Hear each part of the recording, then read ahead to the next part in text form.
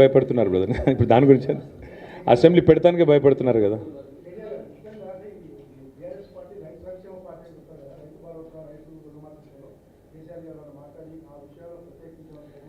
కేసీఆర్ గారు పార్టీ ఇప్పటిదాకా ఈ గత 14 నెలలుగా చేస్తున్న వివిధ కార్యక్రమాలు, ముఖ్యంగా నిరంజన్ రెడ్డి గారి నేతృత్వంలో మొన్న రైతు స్థితిగతుల అధ్యయనానికి ఒక కమిటీ ఏదైతే తీసుకున్నామో వారు చక్కగా పనిచేస్తున్నారు, జిల్లాల పర్యటనలు చేస్తున్నారు. ఇంకోవైపు రైతు దీక్షల పేరిట ఇప్పటికే 6 చోట్ల 6 వివిధ జిల్లాల్లో కార్యక్రమాలు పెద్ద ఎత్తున పార్టీ నిర్వహిస్తూ ఉంది.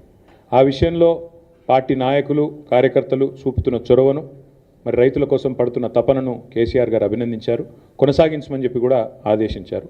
కాకపోతే కేవలం రైతు సమస్యలే కాకుండా కార్మిక వర్గాల సమస్యలు ఉన్నాయి. ఇప్పుడు మహిళా దినోత్సవం రాబోతూ ఉన్నది. మరి మహిళల్ని ఈ ప్రభుత్వం చేసిన మోసం, జనగణన కులగణన పేరుతో బీసీలను ఈ ప్రభుత్వం వంచిన విషయం, ఇవన్నీ కూడా చర్చకు వచ్చినాయి. అందుకే కొన్ని చెప్పాను, కొన్ని చెప్పలేదు. కానీ చాలా విషయాలు, దాదాపు 30 మంది వక్తలు మాట్లాడారు, 4.5 గంటల సమావేశం. కాబట్టి మీరు అర్థం చేసుకోవచ్చు, రాష్ట్రంలో బహుశా ఈరోజు మీ పేపర్లో రాని సమస్యలు కూడా అక్కడ చర్చకు వచ్చినాయి. కాబట్టి అన్ని విషయాలు కూడా కూలంకషంగా మాట్లాడడం జరిగింది.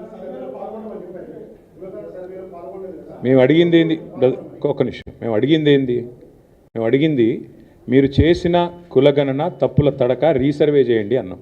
మళ్ళీ ఒక పరిహాసం మాదిరిగా, ఒక జోకులాగా, ఎంత సిల్లి అండి, నాకు అర్థం కాదు. అసలు కామన్ సెన్స్ ఉందా ముఖ్యమంత్రికి? అసలు ఇప్పుడు కేసీఆర్ గారు కేటీఆర్ గారు పాల్గొనలేదని పదే పదే పదే పదే పాడిందే పాట అనంటే అది చెప్తా ఉన్నాడు.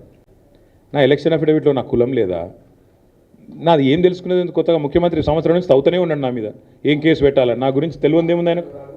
ఆస్తుల వివరాలు ఉన్నాయి, నా కులం పేరు ఉన్నది, నా అన్నీ ఉన్నాయి. ఆయన దగ్గర లేనిదేం పాడైంది? అసెంబ్లీ స్పీకర్ని అడిగితే ఆయన ముఖాన కొడతాడు. నేనేమంటున్నా అంటే, చిల్లర మదాకులు చేయొద్దు. ముఖ్యమంత్రి అంటోడు ఈ చిల్లర మదాకులు చేయొద్దు. నీకు బీసీలో మీ చిత్తశుద్ధి ఉంటే 42% రిజర్వేషన్ ఎట్లిస్తావో చెప్పు.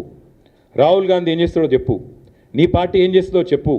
బీసీల మీద ప్రేమ ఉంటే 42% రిజర్వేషన్ ఇచ్చే మాట నిజమే అయితే ఎట్లా నీ కార్యాచరణ ఏందో చెప్పు. ఇంకొక మాట, ఇలా చాలా సిల్లీగా మాట్లాడుతున్నాడు, ఎట్లా సాధ్యమవుతుందని మాట్లాడుతున్నాడు. మరి ఎట్లా సాధ్యమవుతుందని ఎలక్షన్ల ముందు తెలియదా? కామారెడ్డి డిక్లరేషన్లో సిద్ధరామయ్య గారితో చెప్పించేటప్పుడు ఎట్లా సాధ్యమవుతుందని సోయలేదు ఆ రోజు? అంటే ఓట్ల కోసం ఏదైనా మాట్లాడచ్చు, బీసీలను మోసం చేయొచ్చు. ఇవాళ గద్దెనెక్కి కూర్చున్న తర్వాత మాత్రం ఎట్లా సాధ్యమవుతుంది పార్టీ పరంగిస్తా? కాబట్టి ఇవన్నీ కూడా సమాజం మొత్తం గమనిస్తూ ఉన్నది. మేము ఒక్కరమే కాదు కదా బ్రదర్, రాష్ట్రంలో బీసీ సంఘాలు నిర్ద్వందంగా తిరస్కరించినారు ఈ జనగణన కులగణన తప్పు అని. మరి ముఖ్యమంత్రి గారి సమాధానం చెప్పమనండి. చెప్పకుండా ఈ పిచ్చి మాటలు.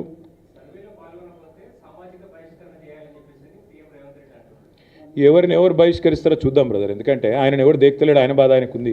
మంత్రులు పట్టించుకుంటలేరు, పార్టీలో వర్కింగ్ ప్రెసిడెంట్ పట్టించుకుంటలేడు, ప్రజలు పట్టించుకుంటలేరు. బయటకు పోదామంటే భయం అవుతుంది, ఇంట్లో కూడా పట్టించుకుంటారో లేదో డౌటు.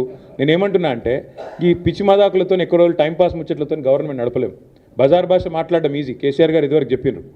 బజార్ భాష మాట్లాడి 4 డైలాగులు పంచ్ డైలాగులు కొట్టడం ఈజీ, పరిపాలన చాలా కష్టం. అలా కూర్చుంటే తెలుస్తుంది. ఇలా ఎవరి సత్తా ఏందో ప్రజలకు అర్థమైంది.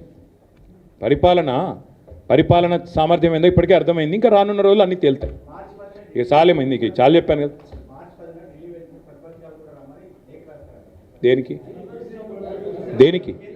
35 సార్లు పోయి పీకిందేముంది, కొత్తగా పీకేదేముంది?